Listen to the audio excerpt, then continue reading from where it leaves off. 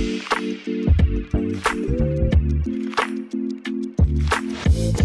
for coming to Slaughterhouse on a rainy Monday morning. Getting up early on a bank holiday as well. Like, probably after a few beers after the game last night, maybe one or two. Would have been rude not to. I mean, that's to celebrate that. What a win. What a start for the women to their Super League season. The men against Chelsea got called up, and we got to see a team in red beat a team in Chelsea Royal Blue yesterday, and that was made up. Sensational. I've never been that nervous in sort of 7 minutes or at a time. I'd love to say I enjoyed it, but I really, really didn't. I enjoyed the beers after. I loved the celebrations, and I loved just seeing that because I was just praying for them. Because I think, as we were kind of saying beforehand, you've got that little bit more of a connection with the women's team because there's only a few thousand of us come down. Because you more feel like they're more, to more of an extent, one of us. And obviously we've been through everything with them, all the relegations, the relegation last season.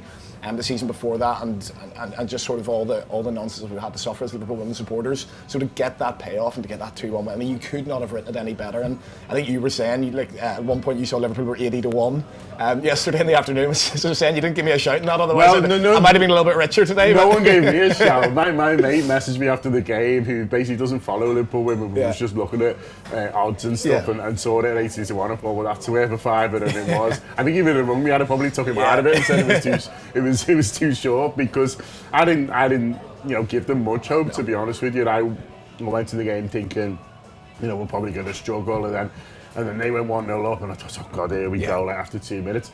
And then there was a moment about half an hour in when I was like, hang on, it's still 1-0, we're doing all right. They haven't created loads of chances. We've created, a couple.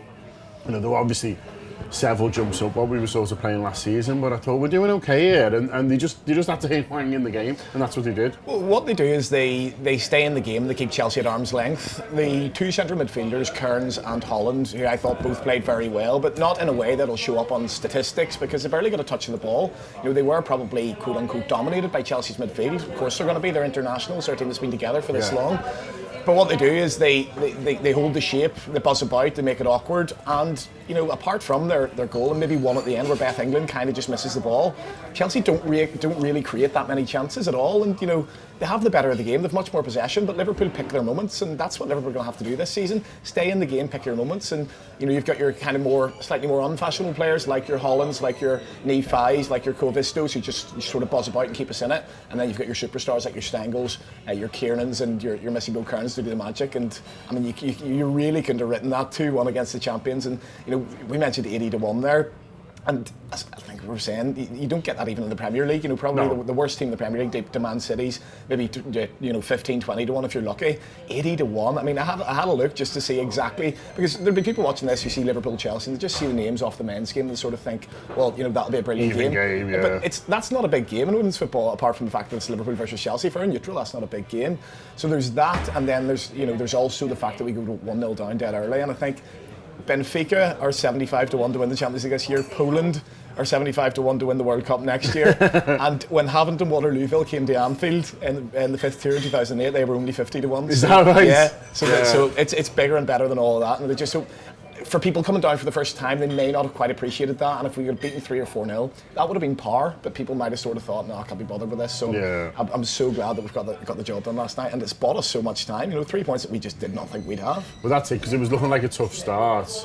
There's Man City, there's Arsenal all within the first 5 games. So we were looking at the fixtures and thinking, they need to really win that Everton one at Anfield, because it might be the only win in the first 5 games. And now you're looking at that Everton one, with a little bit of the pressure off, really. Now there's going to be the pressure of a big crowd, and listen, we're hoping that the crowd is absolutely huge, but they've shown they can cope with it, because the Sky turn up on the first. It was funny, wasn't it, being at Prenton Park? It's like, I was lucky enough to be going a couple of years ago during lockdown as working media, really. So we were watching it with 20 people. Do you know what I mean? And then to go from that I had to park miles away from where I normally do, because it was so busy. And I was like, this is boss. And all these glory hunters jumping on, making you do a big walk. More than welcome, more of them. Absolutely. I'll even further, as long as I can still get a pint in the Clipper. Well, that's the main thing. And you're absolutely right.